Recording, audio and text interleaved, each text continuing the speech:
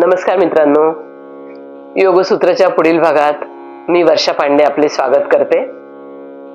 सध्या वाढत्या धकाधकीच्या जीवनामुळे शांत झोप लागणे हे देखील एक प्रकारे आव्हानच झालेले आहे. अनेकांना ही समस्या सतत सतावते, शांत झोप येत नाही. ह्यासाठी बरीच कारणे असतात. सध्या जीवनमानच बदललेलं आहे. रात्रीची कामं जास्त करायला लागल्यामुळे म्हणजे लॅपटॉपवर म्हणा किंवा मोबाईलवर आपण बराच वेळपर्यंत काम करत असल्यामुळे रात्री आपण लवकर झोपत नाही आणि त्यामुळे एक पर्टिक्युलर झोपेची वेळ निघून गेली की मग आपल्याला झोप लागायला त्रास होतो. तसेच काही हॉर्मोनल चेंजेस असतात, काही मानसिक ताणतणाव असतात. या सगळ्यामुळे आपल्याला झोप लागायला त्रास होऊ लागलाय. म्हणजे एक 80% लोकांना तरी हा त्रास होतोय. मग अगदी विद्यार्थी दशा असो किंवा अगदी म्हणजे म्हातारी व्यक्ती असो, सगळ्यांना शांत झोप न लागणे ही एक समस्या निर्माण झाली आहे, ज्याला इन्सोम्निया सुद्धा म्हणतात. यासाठी आपण काय करायला हवं? यासाठी योगाभ्यास आहे का? तर निश्चित आहे. प्रथम आपण हे लक्षात घ्यायला हवं की आपलं जेवण आणि झोप ह्यामध्ये 2 ते 2.5 तासाचं अंतर निश्चित असावं. 2 ते 2.5 तासाचं अंतर असल्यासच आपल्याला योगाभ्यास जो काही मी सांगते तो आपल्याला करता येईल. यामध्ये जेवणानंतर 2 तासांनंतर किंवा जेवणाच्या झोपण्याच्या एक अर्धा तास आधी आपण 1 पाऊण कप कोमट दूध घेऊ शकतो, ज्यामुळे आपल्याला शांत झोप लागायला मदत होते. त्याशिवाय आपण अनुलोम विलोम प्राणायाम, त्यानंतर दीर्घ श्वसन, श्वासावर 5 ते 10 मिनिटं ध्यान, ह्या गोष्टी जर आपण करून त्यानंतर जर आपण झोपायला गेलो तर आपल्याला निश्चितच शांत झोप लागायला मदत होते.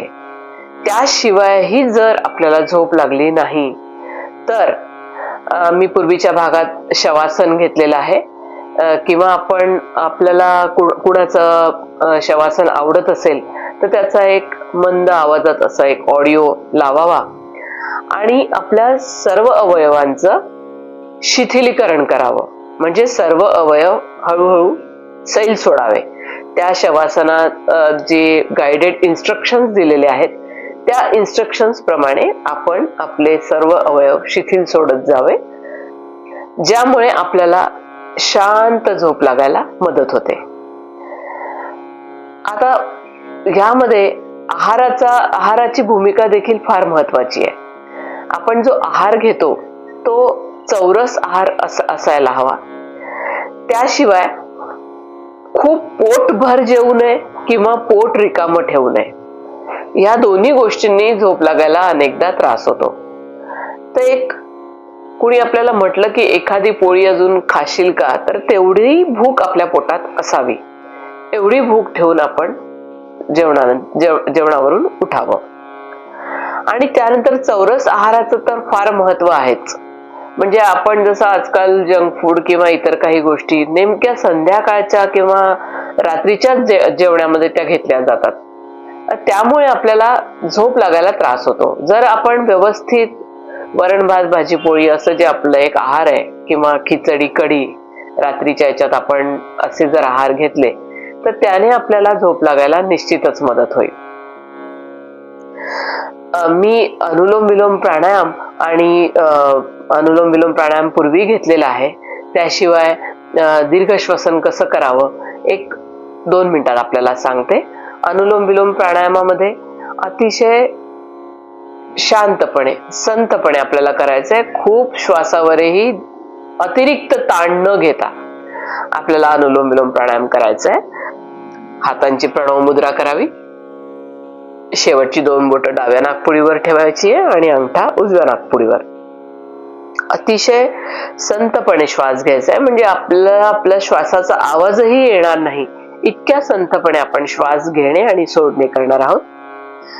पूर्ण लक्ष जे आहे ते पूर्ण लक्ष आपण आपल्या श्वासावर ठेवणार आहोत. डोळे मिटून श्वासावर किंवा ह्या जागी आपण आपलं लक्ष ठेवून हा प्राणायाम करायचा आहे. मी आपल्याला 1 ते 2 आवर्तन करून दाखवते.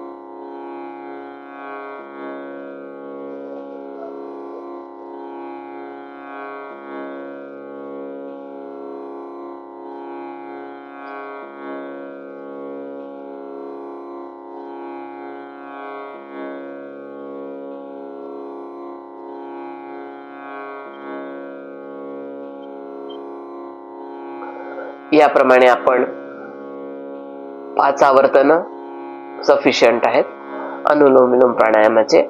याशिवाय आपण दीर्घ श्वसन करायचे आहे.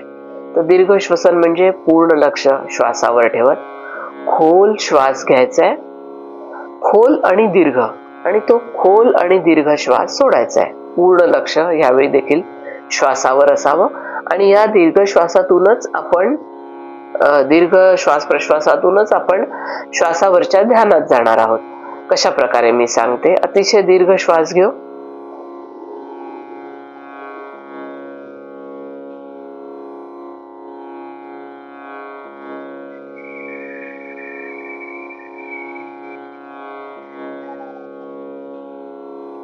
याप्रमाणे आपण दीर्घ श्वसन करणार आहोत 3 ते 5. आणि हे दीर्घ श्वास घेत असतानाच आपलं संपूर्ण मन या श्वासावरच ठेवायचं आहे. आपल्या मनाला सतत काहीतरी विरंगुळा हवा असतो आणि तो विरंगुळा जर आपण दिला नाही तर ते कुठल्या तरी विचारामध्ये गुंतून राहतं किंवा आपल्याला जो ताण तणाव आलेला आहे, कुठल्याही विषयाचा ताण असेल, त्या ताणावर आपलं मन गुंतून असतं. म्हणून आपण त्या मनाला एक थोडासा वेगळा असा विरंगुळा देणार आहोत, तो म्हणजे आपल्या श्वासाकडे बघण्याचा.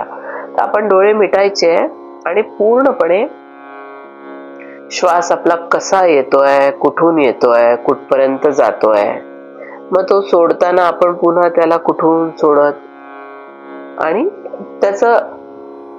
कुठून त्याची सुरुवात झाली आणि कुठे आपण त्याला नेऊन सोडला, याच्यावर पूर्ण लक्ष ठेवायचं आहे. शक्यतो आपण नाभीपासून श्वास घेत घेत घेत घेत तो भ्रूमध्यापर्यंत आणला आणि भ्रूमध्यावरून तो पुन्हा खाली सोडत सोडत नाभीपर्यंत नेला.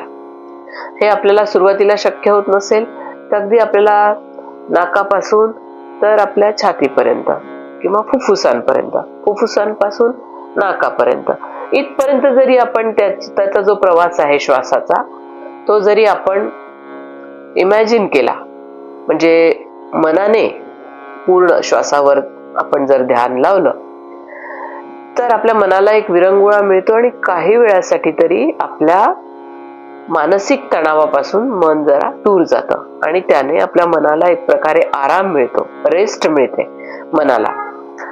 आणि अशी रेस्ट मिळाल्यामुळे नंतर झोपेमध्ये जे ताणतणाव जाणवल्यामुळे आपल्याला शांत झोप लागत नाही, तर ती लागायला आपल्याला मदत होते. याशिवाय मी शवासन सांगितलंच आहे. शवासन कुठलंही आपल्याला शवासन कोणाचंही आवडत असेल त्याची एक ऑडिओ, किंवा आपल्याला काही लोकांना अगदी शास्त्रीय संगीत किंवा सॉफ्ट म्युझिक असं आवडतं, ते देखील आपण लावून जर झोपलो तर आपल्याला निश्चितच शांत झोप लागते. मनाला एक चांगला विरंगुळाही होतो आणि ह्या श्वासावर ध्यान लावल्यामुळे मानसिक तणाव कमी व्हायला निश्चितच मदत होते. आपण हे प्रयोग करून पहा. आपल्याला बाहेरून डॉक्टरांनी दिलेली गोळी घेऊन मग झोपण्यापेक्षा अशा प्रकारांनी जर आपण स्वतःला शांत झोप आणून देऊ शकलो तर ते उत्तमच. आपण हा प्रयोग करून बघायला काही हरकत नाही. आपल्याला आजचा भाग कसा वाटला मला निश्चित कमेंट बॉक्समध्ये कळवा. आवडला असल्यास लाईक करा, शेअर करा, सबस्क्राईब करा. त्यापुढील बेल बटन प्रेस करायला विसरू नका. योग करा आणि निरोगी राहा. नमस्कार.